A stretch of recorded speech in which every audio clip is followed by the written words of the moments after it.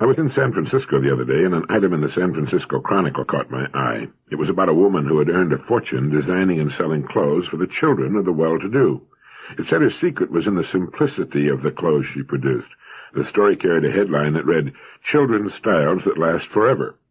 The article, written by Joan Chatfield Taylor, began, "It's often true that the simplest things cost the most money, and nowhere is it truer than in children's clothes.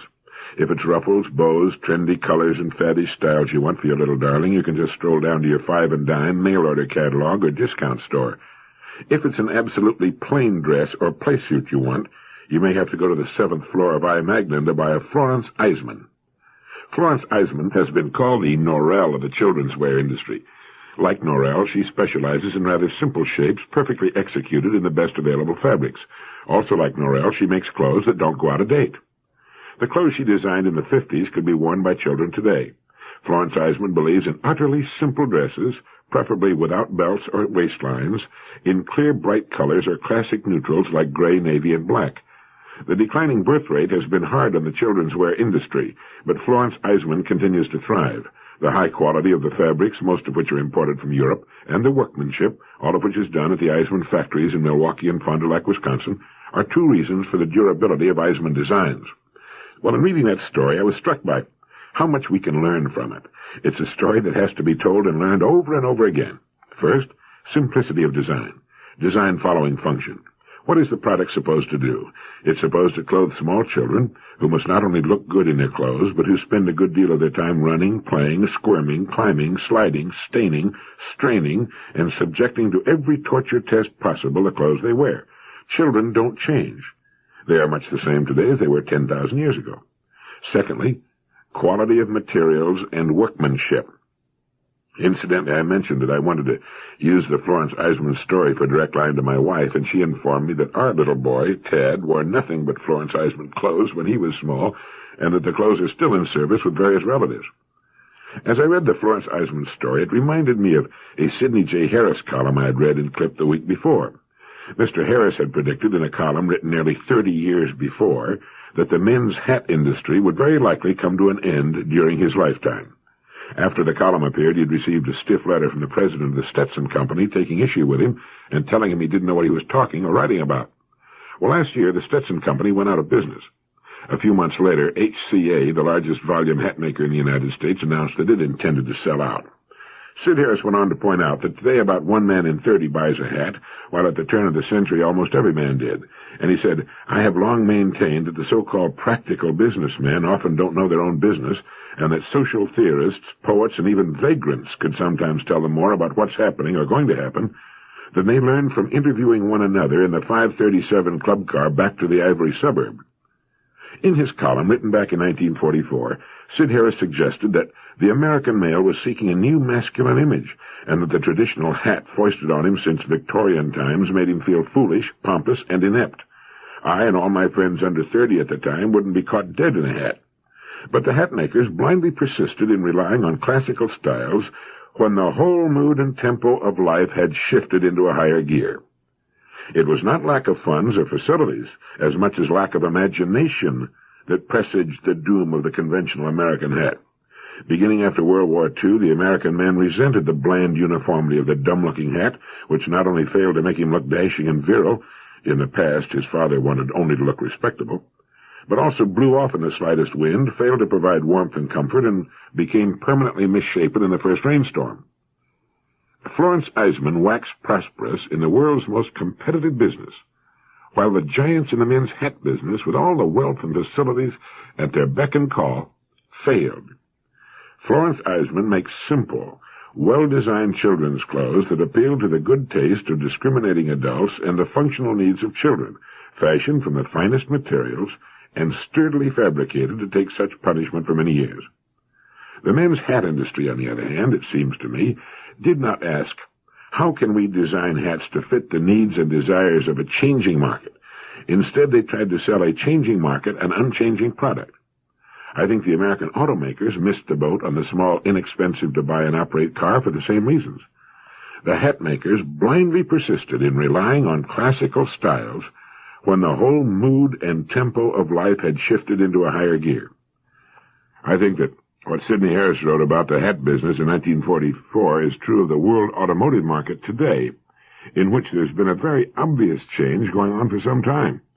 I think many of the products turned out by the major automakers are as obsolete today as the Victorian hat, and I think the first one that applies the common-sense, good-taste system of Florence Eisman will capture an inordinate share of not just the American market, but the world auto market as well.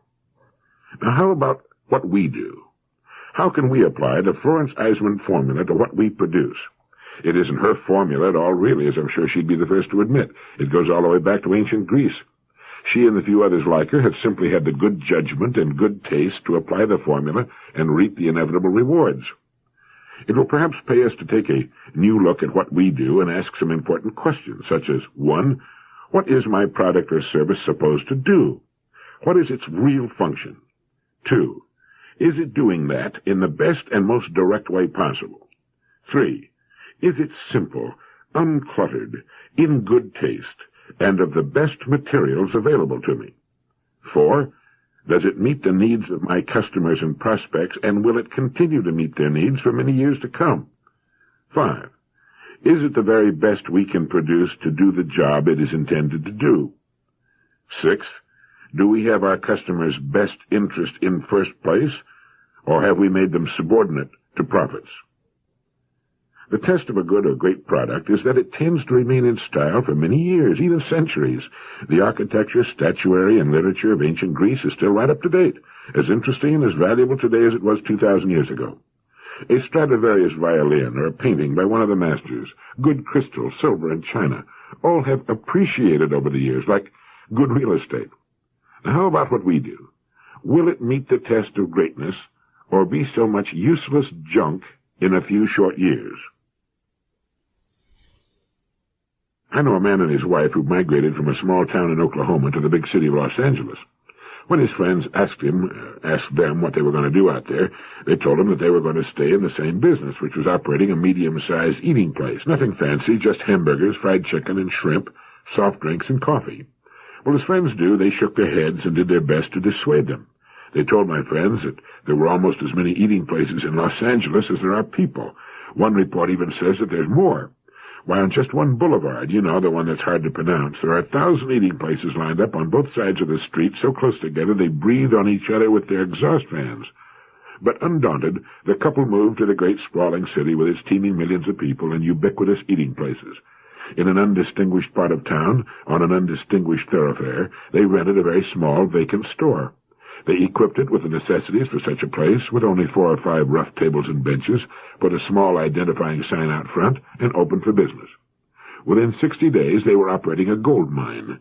They had planned to be open 7 days a week until they found which day was the lightest, and then they'd close on that day. There were no light days. Every day was busy, and the little cash register rang from morning to night. They were so busy cooking hamburgers they didn't have time to clean off the tables, so the customers did it for them, putting the paper cups and plates and napkins into the trash can for them. They then hired a boy to keep the place clean and generally help around the place. Every night, they'd go home exhausted but happy. Their business is a big success. Right across the street from them, a large, nationally syndicated and advertised drive-in has been in operation for several years. Soon the manager of that place was sneaking into my friend's place to eat his lunch, and his employees dropped in after their shifts.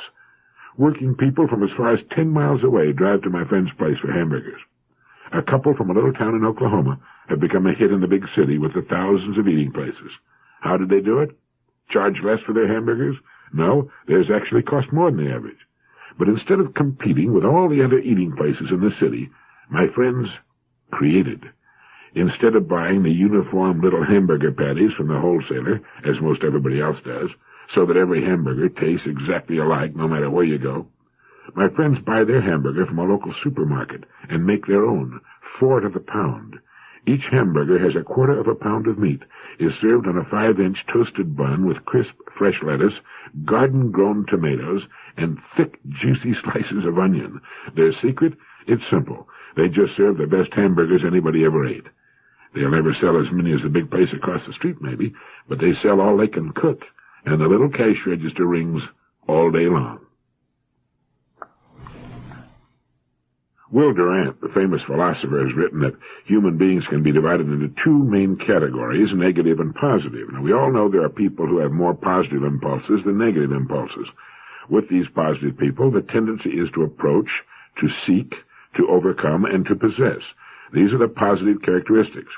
And there are others in whom the negative impulses predominate, people in whom the tendency generally is to hesitate, to retreat, to find shelter and safety, to submit.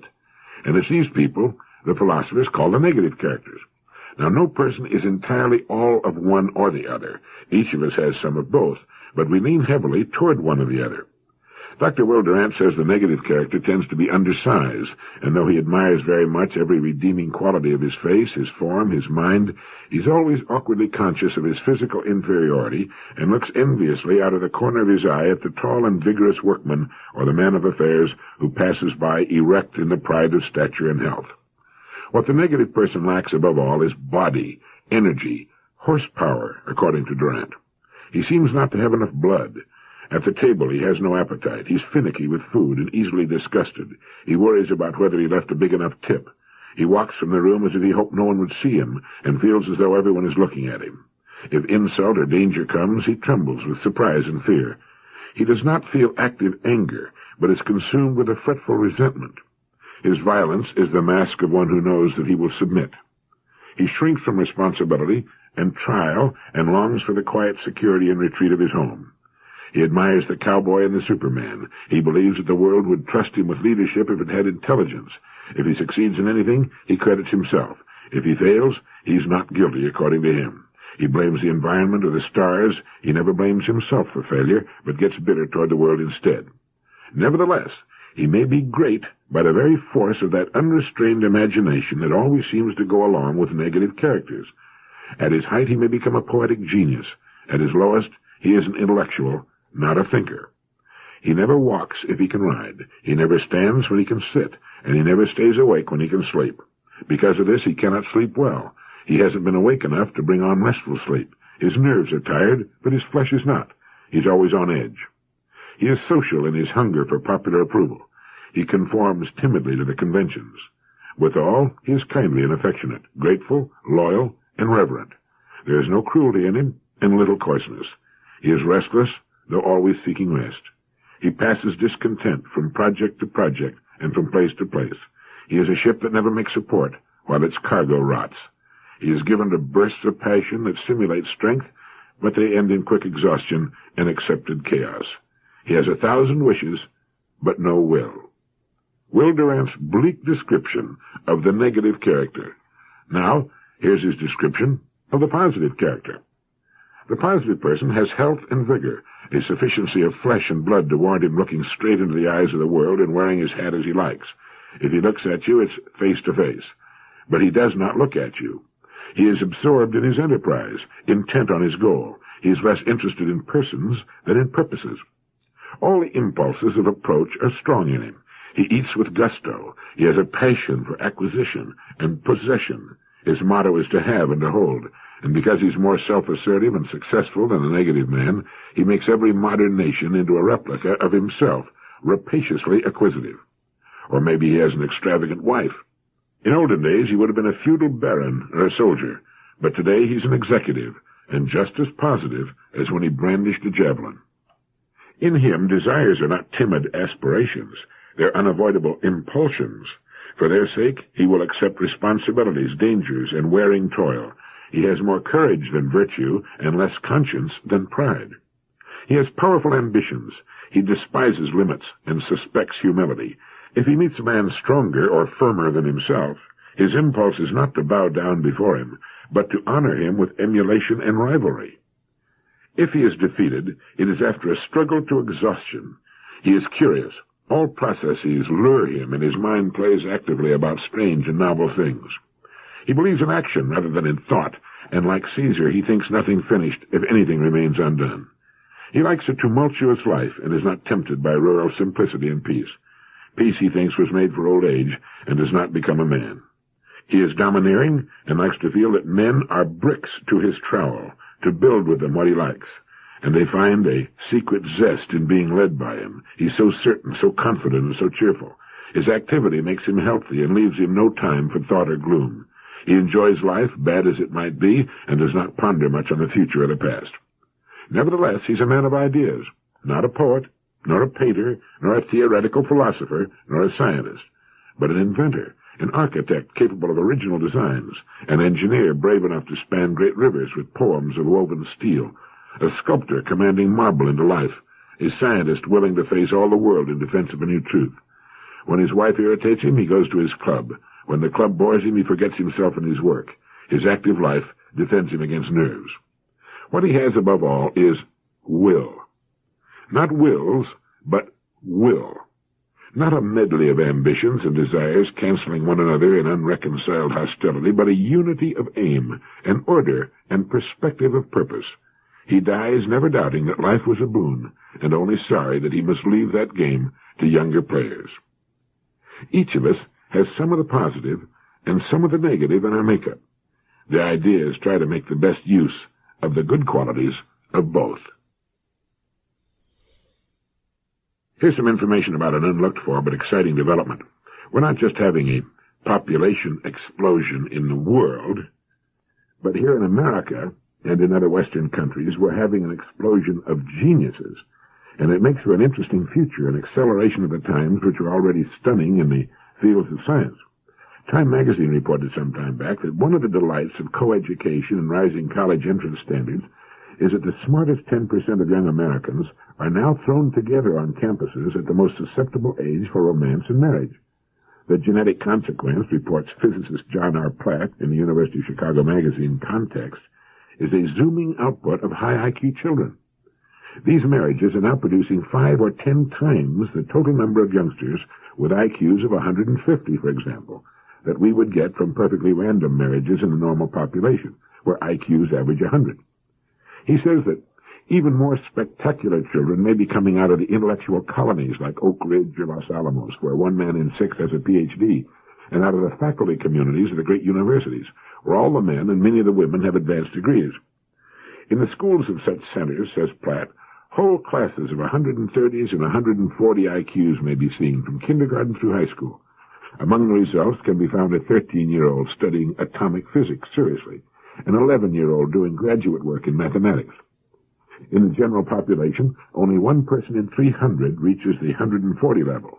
But if whole communities reach an average of 140, asks Platt, does 1 child in 300 reach an IQ of 180, and 1 in 2,000 reach 190?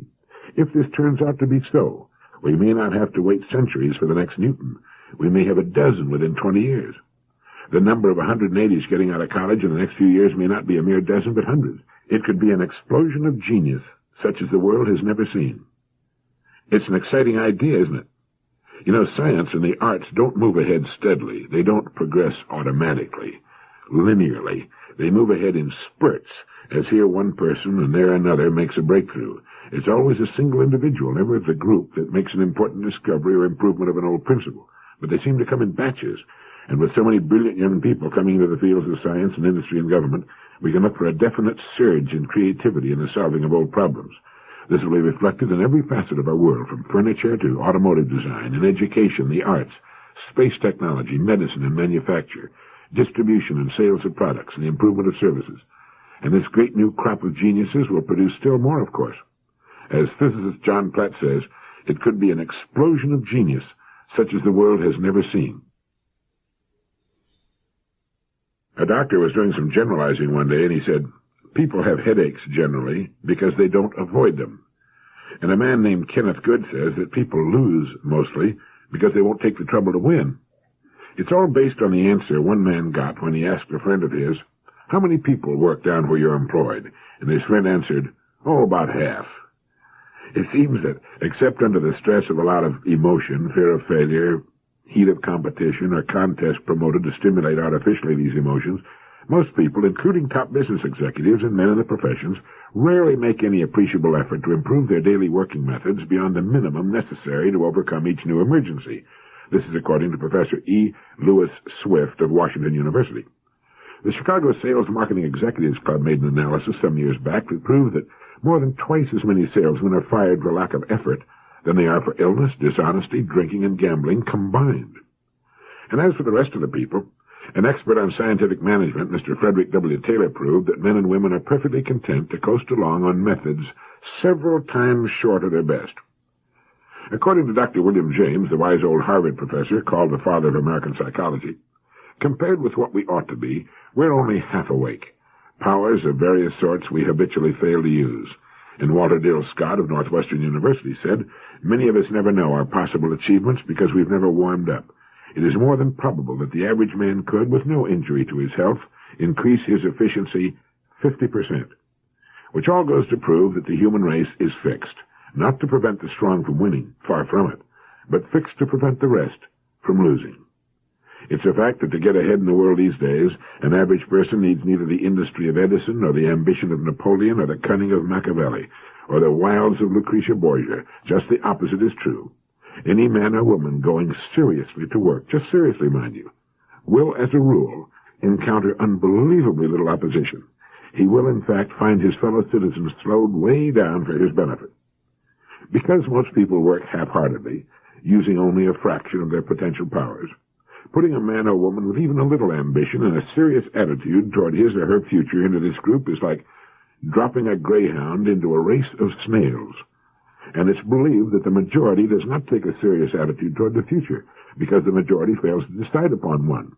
Not knowing where they're going, they have no reason to hurry. It's easier to win than to lose, easier to succeed than to worry. The reason most choose the latter is because they can be done sitting down. We have more mental infirmities than all other illnesses combined. Dr. Charles H. Mayo once said that half the beds in our hospitals are filled by those people who worried themselves into them. You know, the mind is like an adding machine. Before you can solve a problem with it, it must be cleared of all previous problems. Worry jams up the mechanism. It short-circuits the whole operation, and the most valuable mechanism on earth just sits there and hums, feeding upon itself. It can't possibly solve your problems until it's been cleared, until worry has been cleared away. It's been proved many times that by a simple change in attitude, in mental outlook, that the same amount of time and energy devoted to worry could be used to solve our problems. Instead of worrying about the bills that have to be paid, shift gears and think creatively about ways of making more money. Instead of constantly stewing and worrying about a problem, we should try to think of ways of solving it. Creative people look at problems as challenges. They realize that without problems, everything would come to a stop. Problems are what keep the race moving forward. They're responsible for every forward step we've ever taken, collectively or individually. All industry exists solely for the solving of our problems, as does agriculture, education, and government. A person goes to school to learn to solve his problems and the problems of others. Where would the doctors be if there were no health problems, or dentists, or lawyers, or businessmen, or teachers, or workers? A woman wants to change the color scheme of her bedroom, and a painter gets a day's work. A paint company sells some paint, and so on. We've all got problems, and that's good. Without them, we'd still be swinging through the trees and living in caves, and all problems are temporary. As the wise man said, this too shall pass. So if you want to have a lot more fun and a lot less worry, try to put your problems in their true perspective. See yourself as a part of the world as a part of the universe, and the universe as a part of a great and mysterious living picture. Seen in their true light, most problems shrink to their true size. Then, don't worry about it. Shift your mental gears. Clear your mind of worry and set your mind to the solution of the problem. It has a solution. It will be solved. The same kind of problem has been solved a million times before. But as a wise old man said to me one time, in a life where death is inevitable, never worry about anything. If you come across a plank on the ground, say the plank is 12 feet long and 12 inches wide, you'd have no trouble walking from one end of it to the other. Now let's put that plank 100 feet high and stretch it between two buildings with nothing under it except 100 feet of air and a street down below. Would you walk it now? Same plank, same distance, but a different, more demanding situation.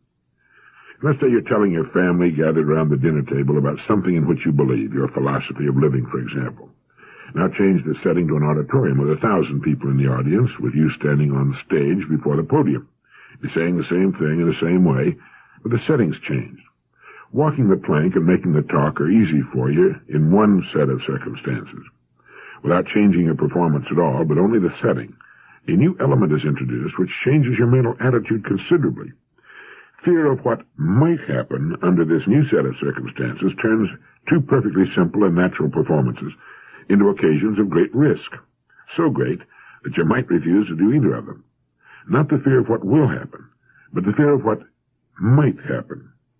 Now, since you know perfectly well that you can walk the plank if it's on the ground, it stands to reason you can walk the same plank any place else. If you can make a talk under one set of circumstances, you can make the same talk under any other conditions. Anyone can see how true this is. But, and it's that but that seems to keep us from taking a formula we know will work under one condition and applying it to a larger situation. The fear of what might happen holds us back. We permit ourselves to fail by default, rather than run the risk of failing as a result of having made the effort to succeed. Now, it's not important that we walk the length of a plank, whether it's on the ground or high in the air, and it's not too important whether we make our little talk to the people in the auditorium, perhaps. But how many things are there at which we succeed, at which we could be successful on a much larger scale? It's all a mental game. We play the whole thing out in our minds, and it's there, not in actual practice, that we win or lose. No one can even guess how much is lost by the so-called average person simply because he fears to make the attempt. His fear of failure in his own eyes, in the eyes of his family and friends, and the possible loss of a small stake, raise a formidable wall between his reality and his dream. So he contents himself to peek at his dream over the top of the wall and wait. Wait until conditions are better, until Uncle Charlie dies and leaves all that money. But waiting just seems to make the wall grow higher. Conditions seem to remain about the same, and Uncle Charlie's going to outlive everybody in the family. And finally, even on tiptoes, you can't see over the wall anymore. It's too high now, and it's too late. Well, so what? It was just an idea, a dream. Yes, that's all it was, just an idea, a dream. But what could it have been? What might it have been if you'd scrambled over that wall before it got too high? Bertrand Russell wrote, "Our instinctive emotions are those that we have inherited from a much more dangerous world, and contain, therefore, a larger portion of fear than they should.